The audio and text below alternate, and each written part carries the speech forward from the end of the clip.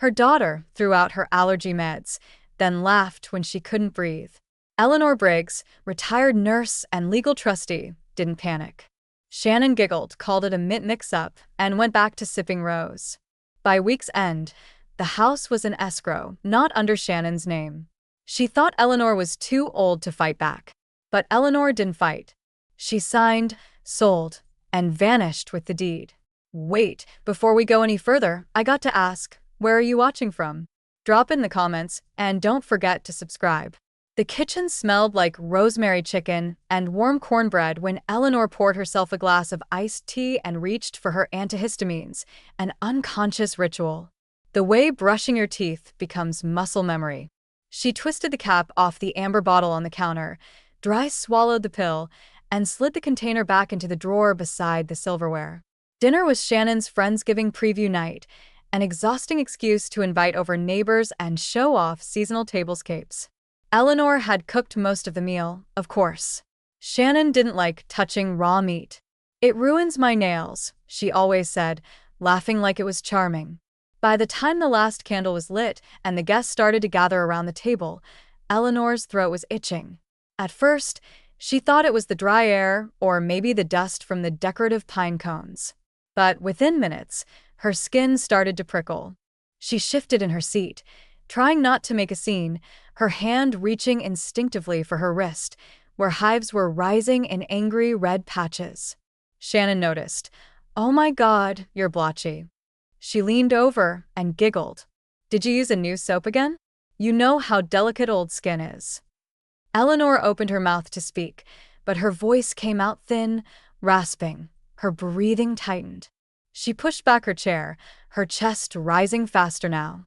Cassie, seated across the table, was already on her feet. "Grandma, you have your EpiPen?" It was Maribel, seated beside her with a nurse's instinct, who was already pulling the auto-injector from Eleanor's purse before Eleanor could nod. "You're going to be okay. Breathe through your nose," she said, her voice low and steady. One sharp stab to the thigh, and Eleanor felt her heart racing, her vision clearing just enough to see Shannon across the table, holding her wine glass like it was all some kind of performance. "Relax," Shannon said, half laughing. "It was just a mint. I thought it'd be funny, like, haha. It's not poison." The silence that followed cracked like ice. Justin stood frozen between them, a nervous smile tugging at his mouth. "She's okay now, right? No harm done." Cassie spun on him. "Are you serious?" Eleanor didn't speak. Not yet. Her hand trembled slightly as she dabbed at her lip with a napkin. Her throat was sore, but not closed. Not anymore. 10 minutes later, the guests had cleared out early, awkward excuses about work in the morning. Shannon pouted as she loaded the dishwasher, still insisting it had been just a mix-up. Eleanor sat in the quiet of her bedroom, now changed into a cotton nightgown, knees still weak from the adrenaline. Cassie knocked and entered with something in her hand. "I went looking," she said, voice low. This was in the guest room trash. She held up the real bottle, still sealed, label crisp and unbroken. The antihistamines Eleanor kept religiously, the ones her allergist had warned her not to miss. Eleanor turned the bottle in her hand. "She threw out my meds on purpose." Cassie nodded slowly. "She said it was a joke, but that's not a joke." "No," Eleanor said, her voice regaining weight. "A joke doesn't end with an EpiPen." Downstairs, laughter drifted up faintly. Shannon was on the phone, probably posting to her stories, spinning the narrative. Maribel appeared in the doorway, her voice quiet but steely. "You need to stop pretending she's careless," she said. "She's hostile. There's a difference." Eleanor looked at the pill bottle in her hand, then at the faint red welt still on her wrist. "I know," she whispered. She opened the drawer of her bedside table, pulled out a yellow file folder labeled Trust Briggs House, and set it on her lap. She stared at it for a long moment before slowly flipping it open, her thumb tracing the bold black ink of her own signature. Outside, a car door slammed. Shannon's laughter rose again, high-pitched and tiny. Eleanor didn't look up. She just said without emotion, "Tomorrow, we start cleaning house." The next morning, Eleanor sat at the far corner of the local credit union's cafe in linen slacks, a blue blouse, leather binders zipped tight in front of her. Her lipstick was a shade darker than usual, deliberate. Her tea sat untouched. Across from her, Howard McKinn opened a manila folder and slid it toward her like a man used to delivering final decisions. "Still under the trust," he said, tapping the document with one thick finger. "Titled to Briggs Living Trust, beneficiaries listed for now." Eleanor adjusted her reading glasses, though she didn't need them to see the bold name typed in the trustee line. Eleanor J. Briggs, sole grantor, sole authority. "Then it's time," she said, her voice smooth but pointed. "Initiate the silent clause. Strip them out." Howard gave her a look, not questioning her, but weighing the risk. "They'll find out eventually." She smiled faintly. Eventually is too late for them to stop anything. He clicked his pen and filled in the revocation line with neat strokes, then slid her the signature page. As Eleanor signed, a slow exhale left her chest. Not relief, not yet, just confirmation that the next door was open. Back at the house, the late morning quiet hummed with the sound of the dishwasher cycling. Eleanor stepped lightly across the kitchen tile, noting every small mark she once cleaned, every cabinet she refinished by hand. The house didn't feel like home anymore. It felt like a stage she'd been shoved off of. On the kitchen island sat a stack of delivery boxes. Shannon's latest impulse: a 5-tier shelf for Cassie's room, a velvet bench for the foot of their bed, and a love canvas in gold cursive. She never bought furniture that wasn't meant to be seen by others. Eleanor didn't touch a thing. She moved instead to the downstairs study, her space, never redecorated, filled with oak bookshelves and the scent of lemon oil, and picked up the cordless phone. "Marble," she said as soon as it rang through. "Do you still know that realtor you trust? The one who handled the Kingsley sale last year? Elaine?" "Of course. You want me to call her?" "Not yet," Eleanor said. "But soon. I just wanted to know she's still sharp." Marble didn't ask more than she needed to. She only replied, "You always warned them, Elle. They just didn't think you meant it." "No," Eleanor said, eyes drifting to the framed photo on the wall. Her and Justin at his college graduation, both beaming. "They never read what I actually signed." Hours later, with the house empty, Shannon at brunch, Justin at his monthly wellness coaching session, Eleanor met Elaine in the driveway. No for sale signs, no contracts yet, just interior photography. Elaine carried her camera like a weapon, heels clicking across the flagstone as she stepped inside. "You sure you want me to shoot it with their stuff in it?" "I want it to look lived in," Eleanor replied. "Just not by them."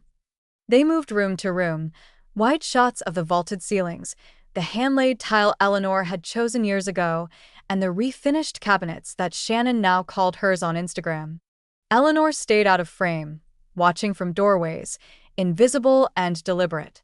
Upstairs, Cassie's door was cracked. Eleanor peeked in. Bed made, notebooks stacked neatly. No clutter, just soft lavender scent. Eleanor closed it gently. That room wasn't part of the sale. Not yet. As Elaine reviewed the photos on her camera, she paused at one of the kitchen island, the light falling perfectly across the granite, gleaming and unbothered. "This will list fast," she said. "Places like this don't stay on the market long, especially when it's clear the owner cared." Eleanor smiled just slightly. "That's the idea." Before Elaine left, she looked Eleanor in the eye. "They don't know yet, do they?" "No," Eleanor said, voice calm. "But they will." That night, Shannon returned home with a new soy wax candle and 3 shopping bags. She lit the candle on the stove and tossed her keys in the fruit bowl, humming. Justin trailed behind her, phone in hand, complaining about how expensive HVAC repairs were in the summer. Neither of them noticed that the picture frames in the hallway had been rearranged to reduce family photos. Neither of them noticed the faint fresh scent of real estate staging spray in the living room. Neither of them noticed that every light bulb was now warm-toned, perfect for listing photos. But Cassie did. From the top of the stairs, she stood frozen, watching them as if they were walking into someone else's house, because they were. The scent of simmering pot roast drifted through the house. Slow and savory. Eleanor's recipe. The one Shannon had once mocked as too Depression-era. But now, as guests filtered in through the back patio for Justin's birthday cookout, it was Eleanor who had the apron on, her hands dusted with flour as she kneaded dough for buttermilk biscuits. Shannon breezed in from the garage, high heels clacking, holding a tray of novelty cupcakes with neon blue frosting. She caught Eleanor mid-stir at the stove and raised an eyebrow. "Try not to spill, okay? The backsplash stains easy." Eleanor didn't answer. She didn't look up. The backsplash Shannon was worried about, Eleanor had picked it up 5 years ago. Paid for it with her own checkbook while Shannon was still deciding whether to spell Briggs in cursive or block letters on their Christmas stockings. Behind her, the pantry door was ajar. Eleanor walked over to retrieve the baking soda and paused. Something was off. The rows of canned goods had been rearranged. Her spices consolidated into a single basket. A small laminated label stuck to one of the lower shelves read in bubbly script. Grandma's shelf. Not Eleanor's, not shared. Just a tucked-away corner, like a bin at a food bank. She didn't say anything. Justin walked in carrying a cooler.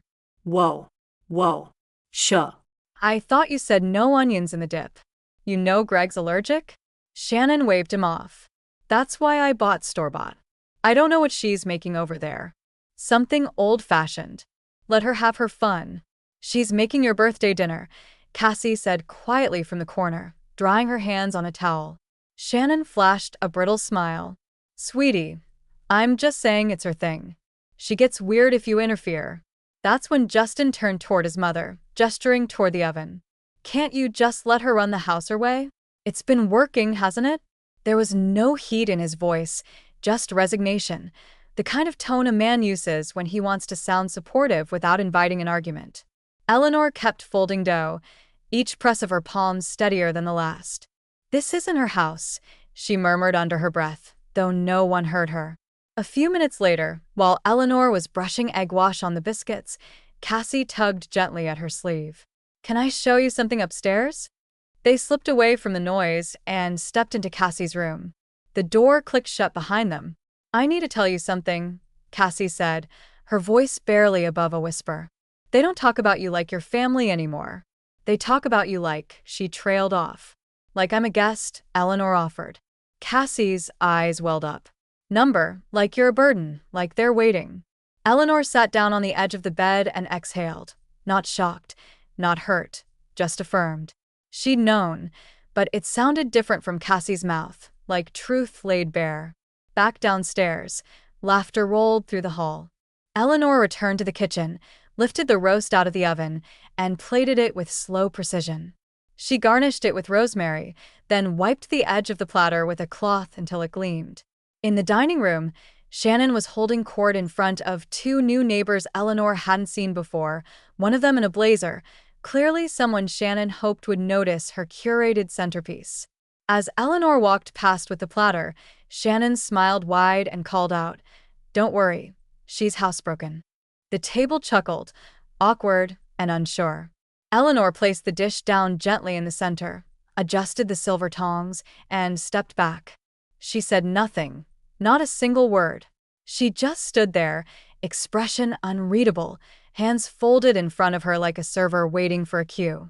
Cassie watched her grandmother closely, not her face, but her eyes. She could tell something had hardened behind them, something brittle but precise. And when Eleanor finally moved, it wasn't to join the table. It was to walk quietly into the study, close the door, and open her email. Subject: Elaine. Proceed with staging schedule. Body: confirm availability for this Friday. They'll be out. It's time. The cafe was quiet that morning. Just the sound of ceramic mugs clinking against saucers and the low hiss of the espresso machine steaming milk behind the counter. Eleanor chose a window seat with a full view of the parking lot. She liked to see who came and went. Howard arrived precisely on time, coat draped over one arm, a navy folder tucked under the other. He didn't bother with pleasantries. They were well past that now. "I brought both sets," he said, placing the folder between them and flipping it open. purchase agreement, and trust authorization. I had them notarized in advance. All that's left is your signature. Eleanor took her tea slowly, fingers wrapped around the warm porcelain. Earl Grey. No sugar. How's the buyer? She asked almost idly. Pre-approved, cash-backed, and quiet, Howard said. She's looking for a turnkey property in a stable school district. Closing in 3 weeks if we move today. Eleanor didn't nod, didn't blink. She picked up the pen, turned to the last page, and signed with steady strokes. Sell it out from under them, she said, setting the pen down like a final chess piece. Howard didn't smile. He didn't need to. This was a contract, not a celebration. Outside the cafe window, a young couple walked by pushing a stroller. They paused to admire the seasonal display in front of the florist shop next door. Pumpkins, bronze mums, a chalkboard sign that read, "New beginnings are still beginnings." Eleanor finished her tea in silence. Back at the house, Shannon was staging her own version of permanence. The mid-morning light flooded the kitchen where she hovered with her ring light and phone stand, snapping photos of fresh tulips in a white pitcher and Eleanor's pot roast, leftovers artfully arranged on stoneware. Her voice drifted down the hallway in a singing chirp. Just a little number homeowner life glam. This kitchen is my happy place, honestly. She uploaded the post with a soft filter, slapped a few hashtags underneath, and set her phone down just as a notification popped up. Marble commented on your post. Enjoy it while you can. Shannon frowned at the screen, then rolled her eyes.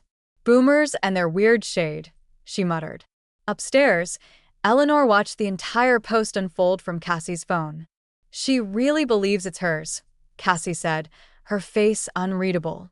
Eleanor stood in the doorway, arms folded. That's the thing about borrowed spaces. People forget who unlocked the door. Cassie turned to look at her. And now, Eleanor's voice was calm. Now I'm locking it behind me. Later that afternoon, Eleanor opened her laptop and clicked through the updated documents Howard had already filed with the county. Her name still sat at the top, bold and unchallenged. The trust authorization stamped executed, the sale contract tagged pending. The house was already shifting from memory to transaction. And still downstairs, Shannon was posting selfies with fresh tea towels and calling it permanence. That night, while Eleanor loaded the dishwasher with surgical efficiency, Justin came in scratching his head absently. Hey, did you move the lawn furniture? I thought it was out back. It's in the garage, Eleanor said, not turning. Elaine suggested it for staging. Too much clutter distracts buyers. Justin froze. Staging? Like real estate staging. Eleanor finally turned, drying her hands on a linen cloth. You'll see, she said, her voice like the calm before a legal storm. The email came through at 8:03 a.m. subject line, simple and direct. Offer received. $12,000 over asking. Buyer ready to escrow immediately. Eleanor stood at the kitchen sink when she read it. Steam rising from the ceramic mug in her hand. The sunlight caught her silver hair just so, catching strands like wire. She didn't smile. She didn't blink. She just stared at the screen for a moment longer, then tapped the reply button. Proceed, except lock it in. A.B. From the dining room, Shannon's voice chirped through the floor plan like a wine-fueled wind chime. She was FaceTiming a friend. Vivian, maybe the one with the fake tan and the real estate license she never used. No, we're thinking sage green for the lower cabinets. Like a rustic modern vibe. I saw this whole thing on Pinterest with matte brass pulls. We'll just use some of Grandma's money to do it right. I mean, she owes us for everything she's put us through. Cassie, who had been stacking dishes in the side hutch, stilled. She turned toward the voice with a slow, deliberate glance. Shannon laughed on the call. Justin says the backsplash has to go, but I'm like, honey, you don't even know what a backsplash is. Cassie slipped out the side door. Upstairs, Eleanor was already packing. Not boxes, just essentials. A suitcase open on the bed, her soft sweaters neatly folded, toothbrush case laid out like a hotel setup. Maribel had texted that her guest suite was prepped and ready. You'll be more comfortable here while the chaos unfolds. Doors always open. Eleanor zipped the suitcase halfway, then paused at her vanity, adjusting a pearl earring. In the mirror, she saw her room the way someone else might. Tidy, lived in, untouched by pretense, not sentimental, not cluttered, ready. From the hallway, she heard Shannon again, this time on speakerphone closer. She'll be gone soon anyway, she was saying. One fall in a hospice. Maybe sooner if she keeps refusing her pills. Honestly, it's cruel to keep her here. She doesn't even use the kitchen anymore. Eleanor stood just inside the bedroom door, hidden from view, arms crossed. She didn't flinch, not even a blink. Justin mumbled something in the background. Eleanor couldn't make out the words, only the tone soft, useless. She waited until the conversation ended, then closed her suitcase and clicked the latch. That afternoon, Howard's second email arrived. Escrow opened, confirmation attached, possession date locked. Eleanor printed it. She slid the page into the yellow folder marked Briggs Trust and tucked it under her arm. Then she descended the stairs and moved into the study where Cassie was waiting with a notebook open on her lap. Is it done? Cassie asked. Eleanor handed her the printed email. Cassie read it, eyes wide. They don't even know. They don't need to, Eleanor said. Not yet. From the other room, Shannon shouted. Who left the dishwasher open? I almost broke my foot. Cassie rolled her eyes. She acts like she owns the place. Eleanor looked toward the kitchen archway, her voice dry. She's about to find out she doesn't. That evening, Shannon staged a wine and cheese board in the backyard for content. Justin grilled steaks. Cassie stayed mostly silent, watching from a swing bench as her mother recorded slow-motion shots of melted brie oozing on rustic crackers. I just love this house, Shannon said to her phone. It's where we're building our future. Cassie stared across the yard at Eleanor, who sat with a book, seemingly absorbed in a passage. But every few seconds, her finger tapped the edge of a manila envelope resting beneath the cushion beside her. It wasn't just a house anymore. It was leverage. A major twist number one. The house has entered escrow, officially sold. Eleanor holds the deed. The buyer holds the contract, and Shannon is planning renovations in a home that's already being taken from under her feet. It began with a knock Eleanor had been expecting. Elaine stood at the door in pressed slacks and low heels, clipboard in hand, flanked by a soft-spoken woman in her 30s with tortoiseshell glasses and a messenger bag slung over her shoulder. Inspection day, Elaine said simply, keeping her voice low. Eleanor nodded once. We've got about 90 minutes. Inside, Shannon was pacing in the kitchen, waving her phone like a wand. I called the warranty company. They said the fridge still qualifies for a compressor upgrade. We just need to schedule it. Is that them already? Elaine and the inspector entered from the side door, walking in as if they belonged, which legally they now partially did. Eleanor stepped forward before Shannon could reach them. Could you do me a favor? Eleanor said, pulling her coat off the hook by the garage door. Pick up lunch from Casa Verde. Your spinach wrap thing. I'll Venmo you. Shannon blinked. No, I'd do it myself, but I've got a migraine coming on and Cassie's at school. Shannon hesitated, suspicion flickering behind her moss-garried eyes. Eleanor added, take my car. It's already warmed up. The keys landed in Shannon's palm with a light clink. Fine, but I'm using the AUX cable this time. Your jazz station gives me anxiety. As the garage door rumbled shut, Eleanor turned to Elaine. You have full run of the house. The buyer and inspector moved quickly. Upstairs, the inspector clicked open cabinetry and took measurements of vents and electrical panels. Downstairs, the buyer stepped barefoot onto the hardwood in the dining room, smiling at the natural light pouring through the windows. She loves the bones of the place, Elaine murmured.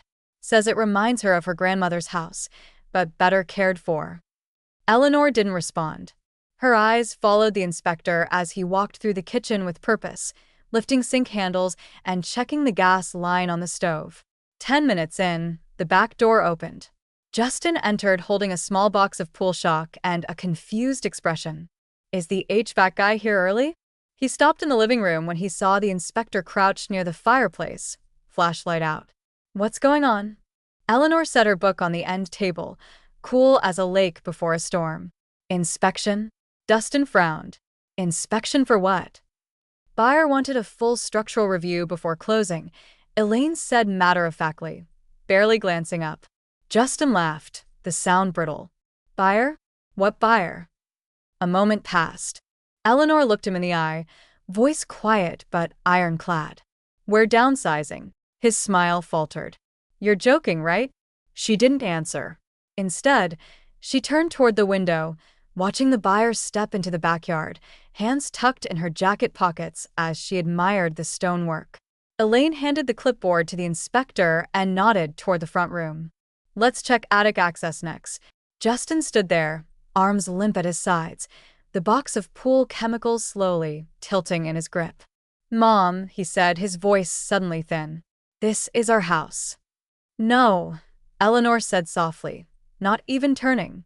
It's mine. You just forgot that. Through the window, the buyer looked back toward the house and smiled.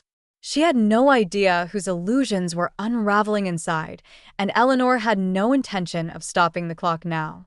Shannon burst through the front door 20 minutes after the inspection wrapped, carrying a half-smashed spinach wrap and a drink sloshing over its plastic lid. You sent me out during a showing? She shouted from the entryway, eyes sweeping across the living room like she was looking for a mess to blame. Eleanor was seated in the study, flipping through a magazine with deliberate calm. She didn't even look up. Shannon stormed in, eyebrows drawn and voice sharp. What is going on? Eleanor closed the magazine slowly, as if marking her place in time as much as on the page. I'm selling my property. There was no venom in the words, no raised voice, just clarity, sharp as glass. Shannon blinked, momentarily thrown off by the calm. You mean this house? She pointed downward as if there might be another one hiding beneath the floorboards. The one we live in? Eleanor nodded once. Correct. Shannon's mouth hung open. Then she scoffed. You can't just what? Kick us out? We've been here for years. We built our lives here. You've lost it. From the top of the stairs, Cassie appeared briefly, watching the scene unfold.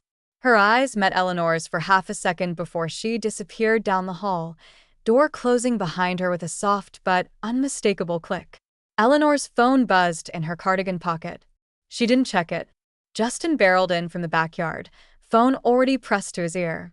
Howard's not picking up. He's probably in court or something. He'll clear this up. You think Howard doesn't know? Eleanor asked. Justin froze. Wait. He knew. He helped. He drafted it. Shannon's face went red, a flush crawling up her neck like heat from a boil. She grabbed a drawer from the hallway console and slammed it shut, the echo reverberating through the plaster like a starting gun. This is elder abuse, she yelled, eyes wild. You're not well. This is coercion. You've always hated me, and now you're punishing Justin to get to me. Eleanor stood slowly. With the steadiness of someone who has nothing left to defend, she walked to the secretary desk in the corner and opened a drawer. From it, she pulled a single sheet of crisp paper in a transparent plastic sleeve. She walked it over and laid it gently on the dining room table. Is that what the judge will think? She asked. Shannon didn't move at first, then she stepped forward, squinting at the document. Her mouth moved silently, tracing the legal language, the stamped notary seal, the unmistakable title, Briggs Living Trust, updated beneficiary exclusion and property transfer clause, her face drained of color. I don't understand, she said, voice faltering. No, Eleanor said. You never did. From upstairs, a soft ding, a text. Cassie. Eleanor pulled out her phone and read it. I'm so sorry. I'm staying in my room. I can't watch this. She didn't respond. Not yet. Instead, she returned to her chair in the study, unfolded her glasses, and opened her magazine again. Justin lowered his phone, staring at Eleanor like he was seeing her for the first time. Mom, this isn't you. Eleanor turned the page. Then you never knew me at all. By morning, the legal notice was taped squarely on the stainless steel fridge, door centered, level, impossible to miss. A copy of the escrow timeline was attached beneath it, signed and stamped. Above the bullet points in bold, notice of possession transfer, 17 days remaining. The kitchen, once curated with clutter, succulent pots, mismatched mugs, candles with hollowed wicks, felt staged again, clinical. Every object had intention. Every word on that fridge cut through the silence like a knife through fondant. Justin stood in front of the notice, eyes scanning the paper again, as if reading it slower would make it kinder. His voice cracked when he finally spoke. "Where are we supposed to go?" Eleanor didn't look up from the table where she was quietly folding dish towels into a cardboard box. "I suggest," she said evenly, "you start with somewhere you pay for." Justin winced like he'd been slapped. "You know we can't afford rent around here. We thought this was permanent." Eleanor folded another towel, the gesture precise, almost reverent. "That was your first mistake. Assuming what isn't yours is permanent." The front door opened. Marble entered, arms full of flattened moving boxes. Her face set in a look that warned, "Don't try me today." "I brought the wardrobe ones, too," she said, setting them down beside the pantry. "Easier for bulkier items." Shannon appeared from around the corner, like she'd been waiting for a cue. "Oh, you brought reinforcements," she sneered. "How poetic." Marble didn't flinch. "I brought the consequences." Shannon crossed her arms. "You always did love playing the part of loyal sidekick. Guess it pays better than dignity." Marble stepped closer. "You think dignity is clinging to a house you never owned?" "I'm here because Eleanor asked." "You don't ask anyone. What do you expect?" Justin murmured. "Shannon, let it go." But his voice had no force behind it. Shannon turned on her heel and stormed upstairs. The sound of her footsteps too loud, too sharp. Doors opened and slammed. The start of her tantrum, not her packing. Eleanor continued folding in silence. Her phone buzzed on the table. "Elaine, realtor. Buyer wants to meet. She's in love with the story of the house. Says it feels loved. Wants to see the place again, before close." Eleanor read the message twice, then typed back, "Schedule it for Friday." She slid the phone into her cardigan pocket and reached for another box. Cassie appeared in the hallway holding a stack of books. "Can I put these in the car?" she asked quietly. Eleanor nodded. "Passenger seat.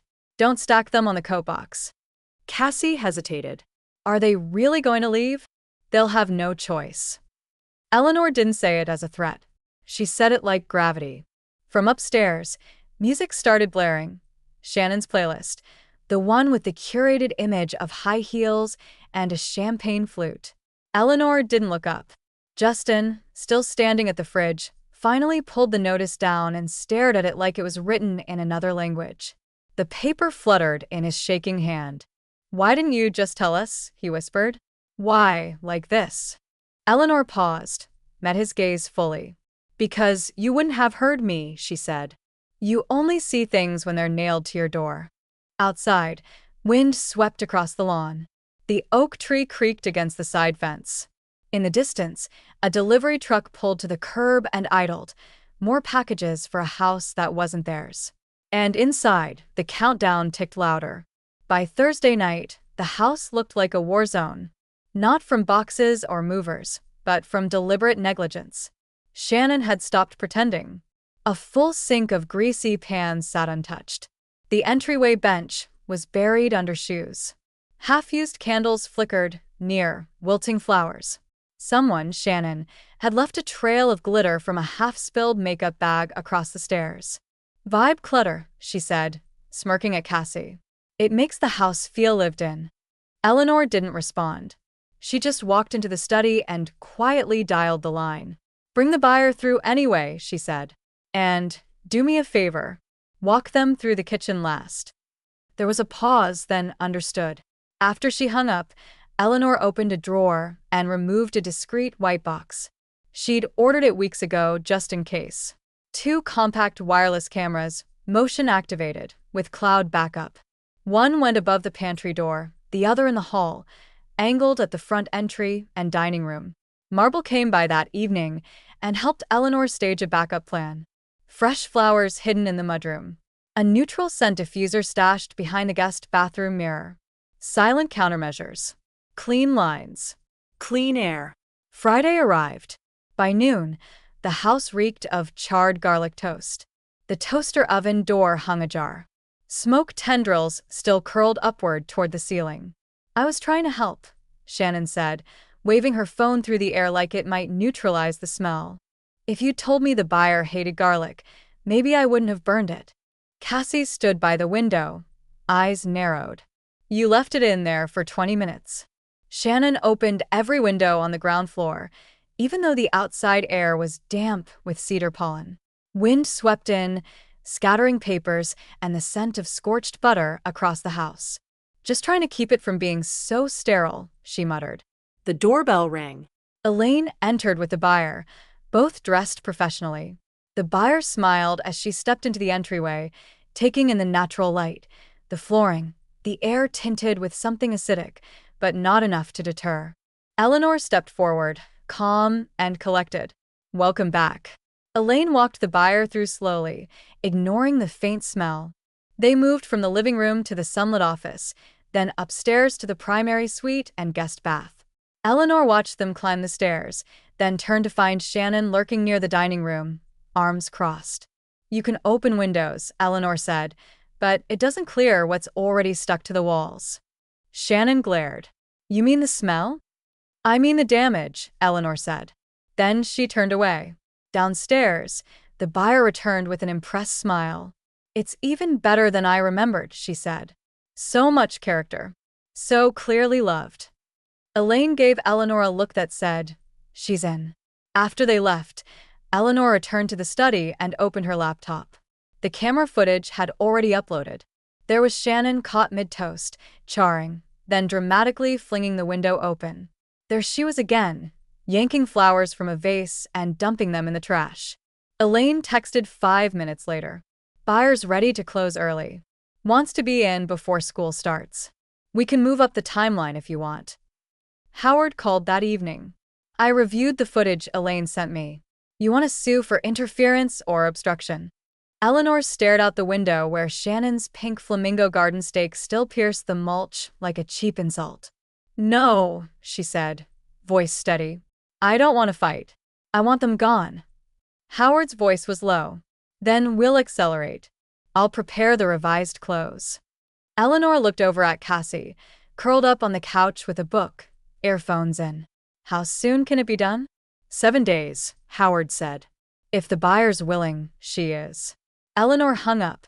Outside, Shannon and Justin were dragging patio cushions in from the rain, bickering quietly. Shannon kicked a planter in frustration. Justin said nothing.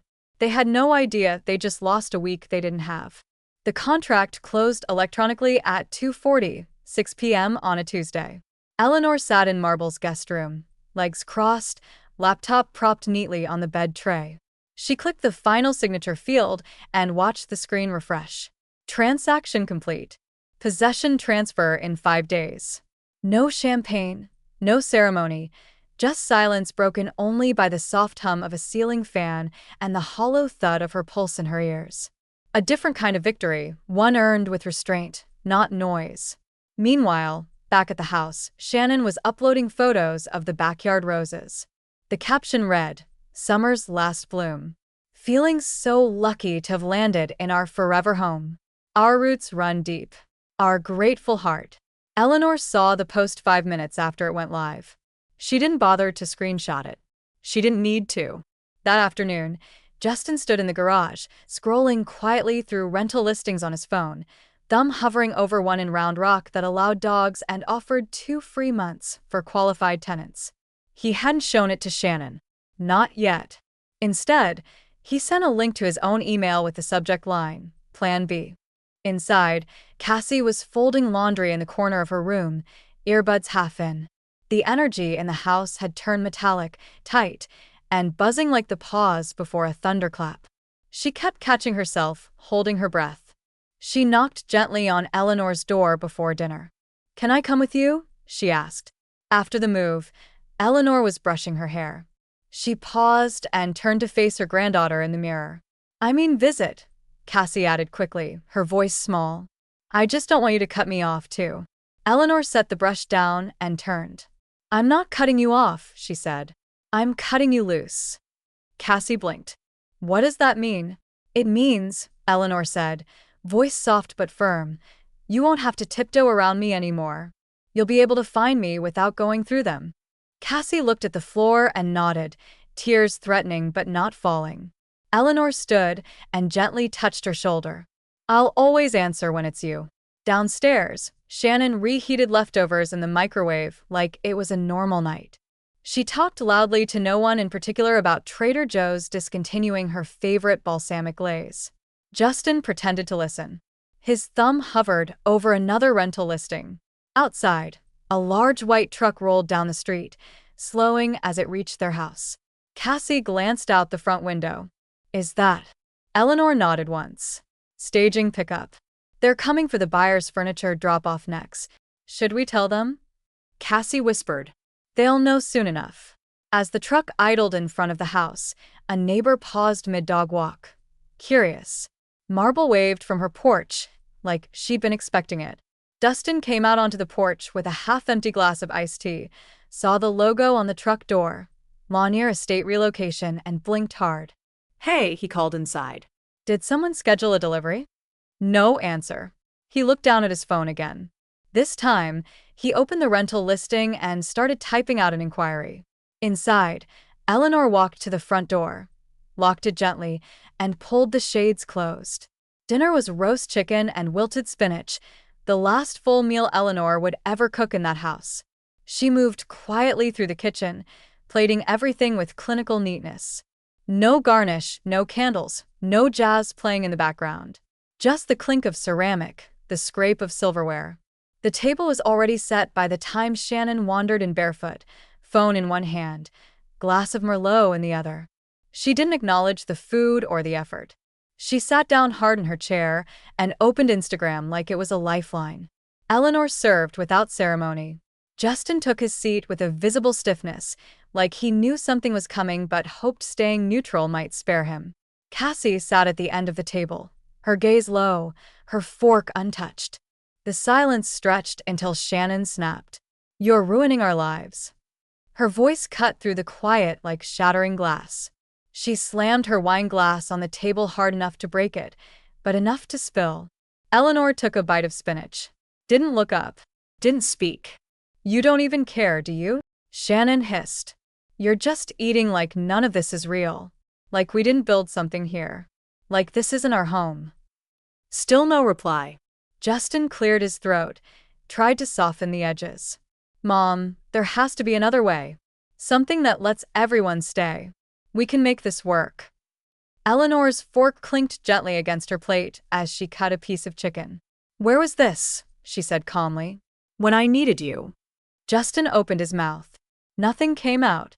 Cassie finally looked up. You told her she was replaceable. The room froze. Shannon blinked. What did you just say? You told your friend on speakerphone that one fall and she'd be in hospice. I was in the hallway. Cassie's voice didn't rise, but it didn't shake either. You called her disposable like old furniture. Eleanor didn't stop eating. She didn't have to. Shannon stood abruptly, chair screeching against the floor. You ungrateful little. She grabbed her wine glass and hurled it. It missed Eleanor by 2 feet, hit the wall, and exploded in a fan of red and glass.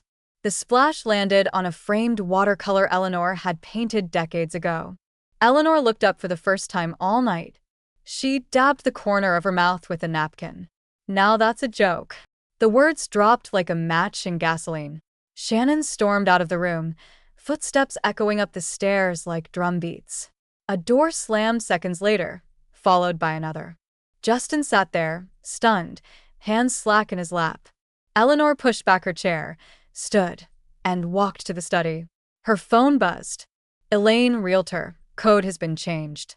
Final lock transfer in 48 hours. Title fully processed. Eleanor replied with one word. Received. She turned off the dining room light and left the mess for them to clean. They had 48 hours left in a house that no longer recognized them, and now it knew who its owner really was. Eleanor left just after dawn. Marble pulled up in her beige SUV as the first blush of sun touched the rooftops, headlights off, engine low. She didn't have to knock. Eleanor was already standing on the porch with two small suitcases and a manila folder tucked under one arm.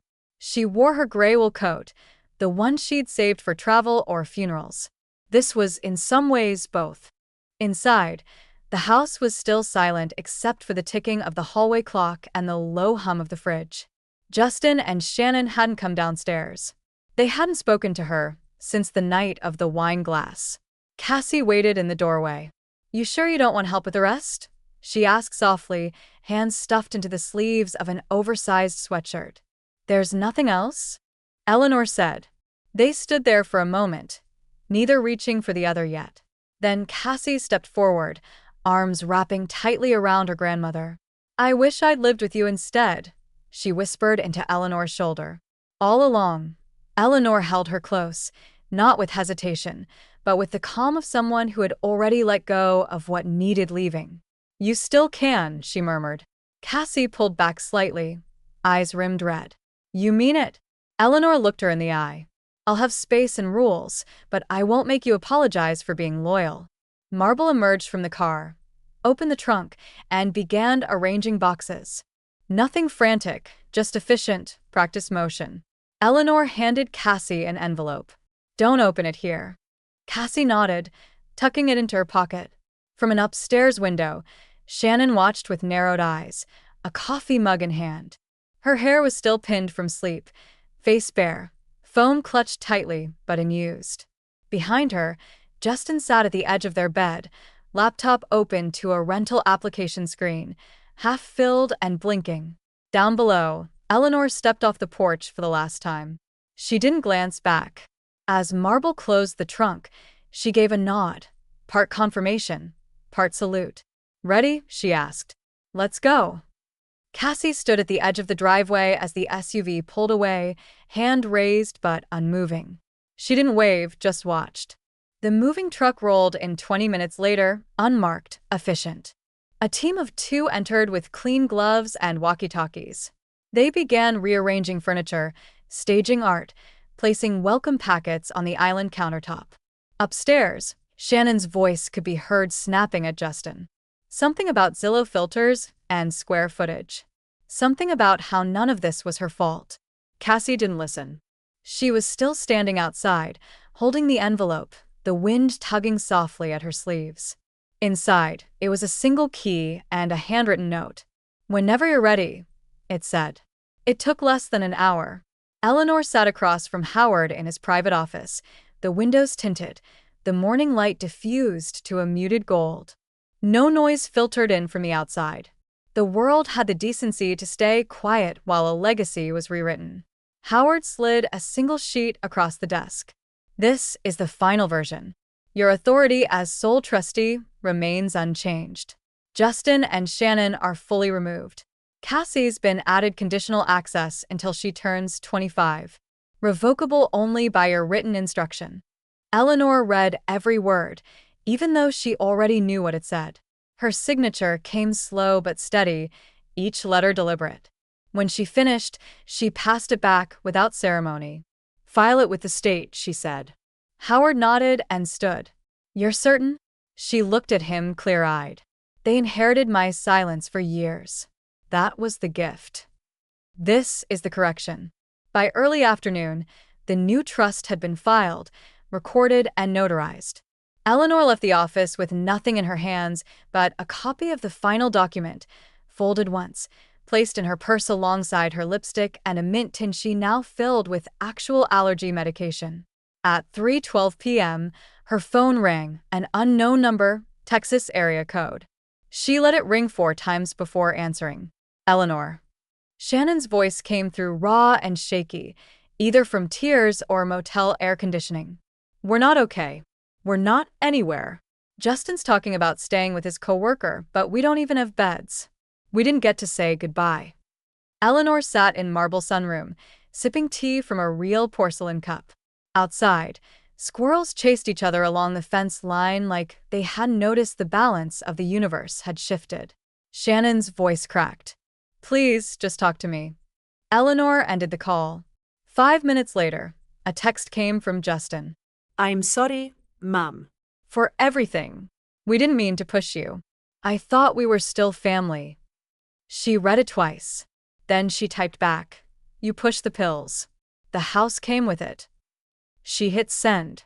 Cassie entered the sunroom a few minutes later, fresh from a walk. Her cheeks were pink, her earbuds tucked into her hoodie pocket. Eleanor folded the phone closed and smiled. Hungry? Cassie nodded. Starving. They made sandwiches side by side, cutting crusts, sharing kitchen space like they had always belonged to the same rhythm. No noise, no tension, no eggshells to walk on. After lunch, Eleanor pulled out the trust documents and slid them across the table. For your records, she said. Cassie opened the folder slowly. Her name was there, clear, full, unmissable. I don't know what to say, she whispered. You don't have to say anything, Eleanor replied. You just have to live in a way they never let you. Cassie hugged her tight, breathless. Outside, the wind picked up, rattling a wind chime that hadn't made a sound in weeks. A major twist number 3. Eleanor didn't just cut them off. She rewrote the future. The house is gone, but the trust lives on. Secured fully for Cassie. No loopholes, no apology, just legacy earned. The photo popped up on Eleanor's feed around noon. A wide-angle shot of the living room, sun pouring across the hardwood floor, the granite countertops gleamed in the background. 2 toddlers sat cross-legged on a woven rug, smiling at something outside the frame. At home, sweet Harris, closing day success. So grateful to call this space ours. Loved, lived in, and ready for the next chapter. Number elder-owned. Number heartwood charm. Number fresh start. Eleanor studied it in silence. The house looked right, like it had been stripped of performance and filled instead with purpose. She didn't like or comment, just closed the app and placed the phone upside down on the table. That evening, she made lentil soup. Not because it was cold out, Cedar Park still clung to a stubborn 82 degrees, but because it had always made Cassie feel calm. The rhythm of it, the scent of bay leaf and thyme, the quiet patience in every simmer. Eleanor's new kitchen was half the size of her old one, but it worked harder. A wide window faced the backyard, where 2 clay pots waited to be filled with basil and cherry tomatoes. Cassie arrived just before 6, hair pulled into a high ponytail, a half-finished art sketch sticking out of her backpack. She dropped it on the entry bench and padded barefoot into the kitchen. You used the big pot, she said, peeking into it. It deserved to be used again, Eleanor replied, stirring. Cassie pulled open the drawers and began setting the table without asking where anything was, as if she'd always known. Forks on the left, glasses from the middle cabinet, cloth napkins tucked under plates, not folded on top. Marble arrived last, bearing a loaf of rosemary bread still warm from her oven. She kicked off her shoes at the door and slid into her seat like this was the 100th time. Smells like someone's reclaiming their seasoning, she said. They laughed. Not because the line was funny, but because it felt earned. As they sat, Marble raised her glass of iced tea to replacing what doesn't serve you. Eleanor met her gaze, and seasoning with memory. They clinked glasses. Dinner passed with conversation that drifted from weather to music to the best brands of olive oil. No accusations, no surveillance, just space open and breathable. Cassie reached for a second slice of bread. You know, she said, it feels like this kitchen has always been here, like it waited for you. Eleanor smiled. Maybe it did.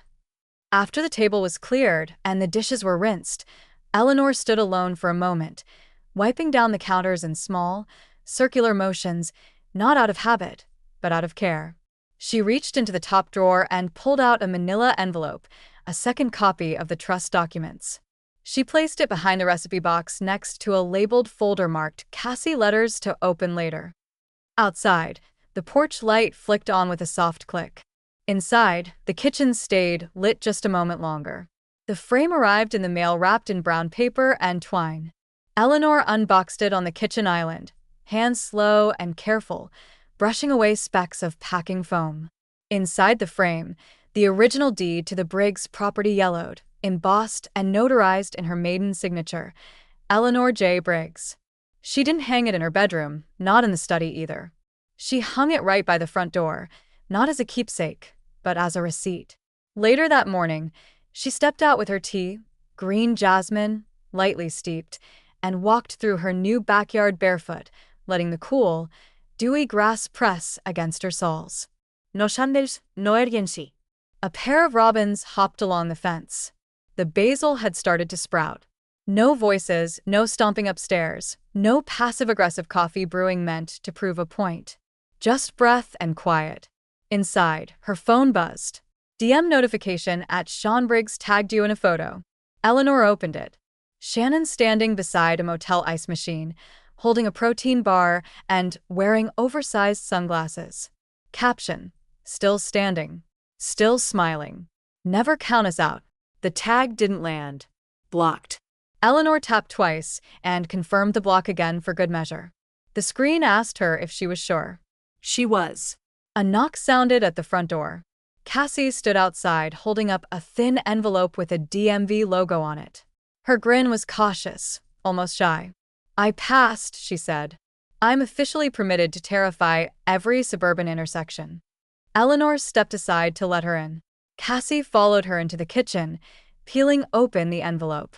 They said, "I just need a car now, one with brakes and maybe a horn that doesn't sound like it's sneezing."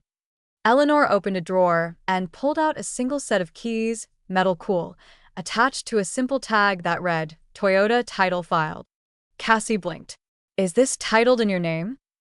Eleanor said, "Insurance too. It's not about getting away. It's about knowing you can." Cassie opened her mouth, closed it, and lunged forward in a hug instead. They stayed like that for a moment, the keys dangling loosely in one hand. Eleanor's phone buzzed again. "Elaine, realtor, just a quick update. Buyers loving the house. No issues at all. Says it feels like it was always meant for them." Eleanor tapped back. "Perfect. No forwarding address." She tucked the phone away and walked to the living room where a small box of keepsakes sat untouched. She opened her photo app, scrolled past years of images, Thanksgiving dinners, badly lit selfies Shannon had forced on her, photos of rooms that no longer belonged to her. Delete. Delete. Delete.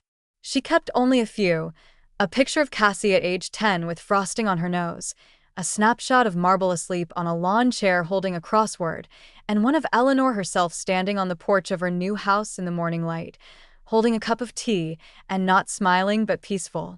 Cassie called from the driveway. "Should I back it in, or just loop the cul-de-sac?" "Loop it," Eleanor called back. "Let the car stretch its legs." Cassie waved and started the engine. Eleanor leaned against the doorframe, arms folded, letting the breeze slip through the screen. Her eyes landed once more on the framed deed beside her, immovable.